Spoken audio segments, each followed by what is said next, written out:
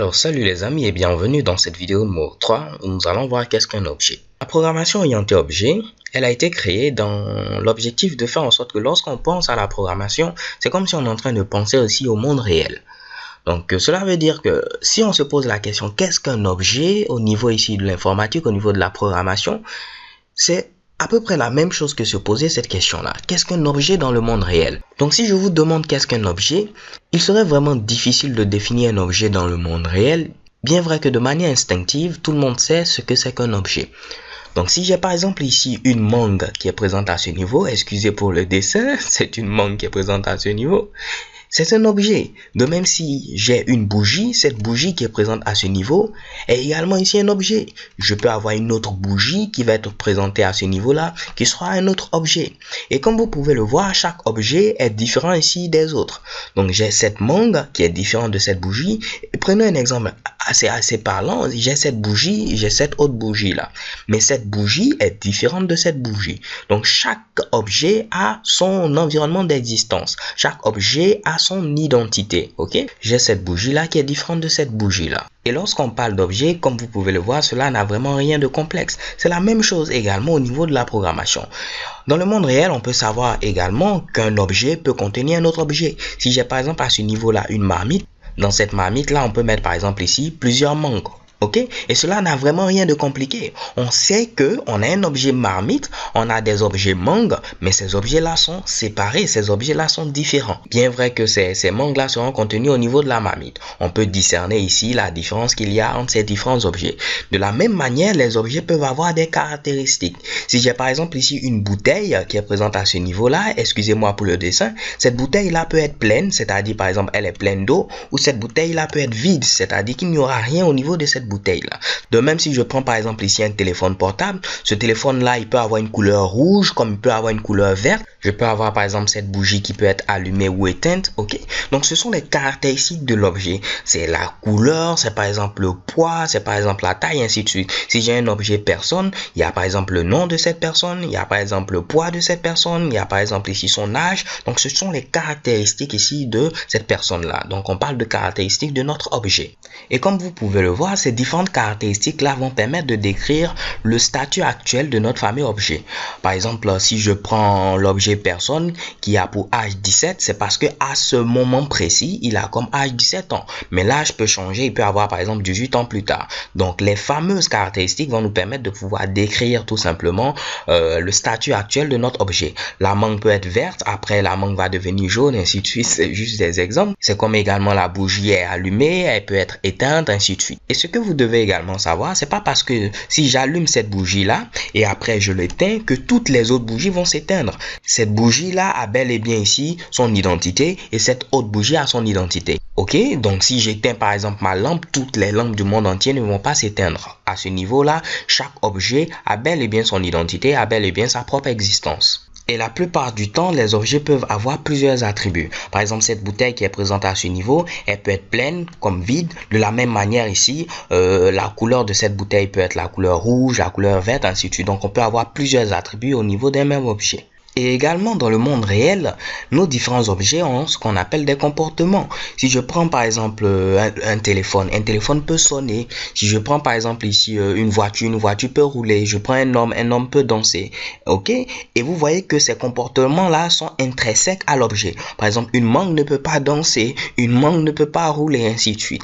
Donc ces comportements-là sont spécifiques à un type d'objet donné. Et si vous avez compris cela, c'est que vous avez tout compris parce qu'également au niveau de la programmation, ces trois éléments-là, identité, attribut et comportement, c'est ce qui définit un objet au niveau de la programmation. Alors on va prendre un exemple, je vais essayer d'effacer tout ce qu'on a à ce niveau-là. Je peux avoir par exemple un objet qui sera ici un objet personne. Donc j'écris ici O pour objet, excusez, et ici P pour personne.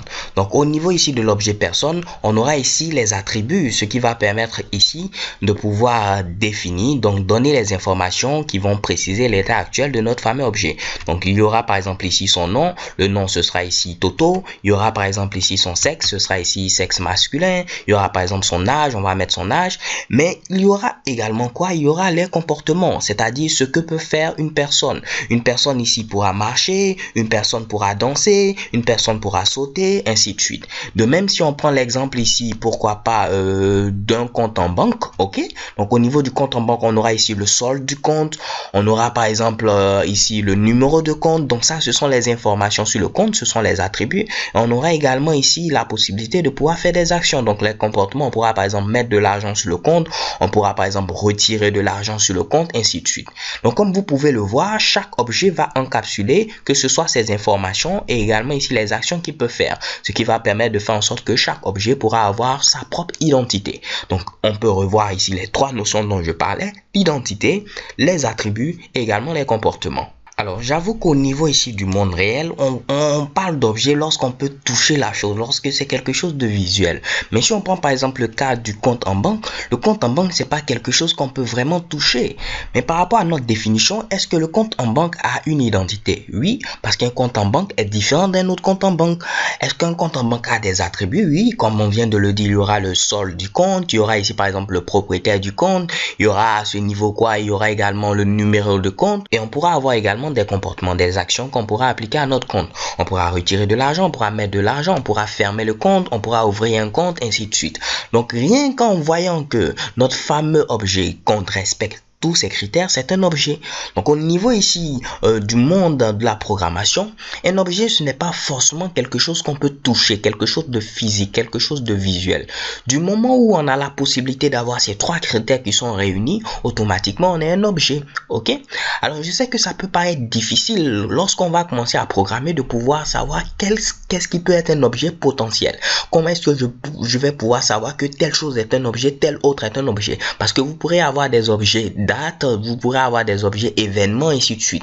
Une date, c'est pas quelque chose qu'on touche. Un événement également, c'est pas quelque chose qu'on touche, mais cela représente également parfois des objets au niveau ici de nos programmes. Ok? Donc on peut se poser la question, comment savoir si tel élément peut être un potentiel objet ou non?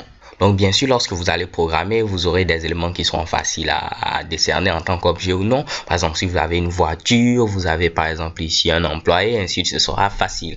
Mais lorsque vous avez par exemple l'événement, comme je vous le disais, comment il faudra procéder? Alors, premier indice, vous pouvez voir si l'élément en question est un nom. Ok? Donc, si c'est par exemple un nom, cela peut ici être un objet. Par exemple, si je dis la voiture, c'est un nom ici à ce niveau-là. Une autre manière de répondre à cette question, c'est de voir est-ce que vous pouvez mettre le là où est l'apostrophe devant votre élément. Est-ce qu'on peut dire la voiture? Oui, alors c'est un potentiel objet. Est-ce qu'on peut dire ici l'école? Oui, c'est un potentiel objet. Est-ce qu'on peut dire ici la date? Oui, c'est un potentiel objet. Est-ce qu'on peut dire l'événement? Oui, c'est un potentiel objet. Est-ce qu'on peut dire la chaise? Oui, c'est un potentiel objet. Ok? Mais on ne peut pas dire par exemple ici la danser, la manger, la retirer, ainsi de suite. Donc si vous voyez que vous avez des verbes, ce sont généralement des actions, des comportements. Ok? Donc par exemple marcher, danser, ce seront ici des actions pour une personne, ainsi de suite. Ce ne seront pas des objets. En général, les objets, ce sont des noms. Ok? Donc là, on vient de parler d'objets, mais comment on crée un objet? D'où proviennent les objets? Est-ce qu'ils descendent du ciel, ainsi de suite? Non. En effet, on doit parler ici de la notion de classe pour pouvoir savoir ici d'où viennent les objets. Donc c'est ce que nous allons faire dans la vidéo suivante. Nous allons dire qu'est-ce qu'une classe et comment est-ce qu'on peut utiliser une classe pour par exemple créer un objet. So thank you guys for watching. Don't forget to subscribe and see you to the next video. Peace.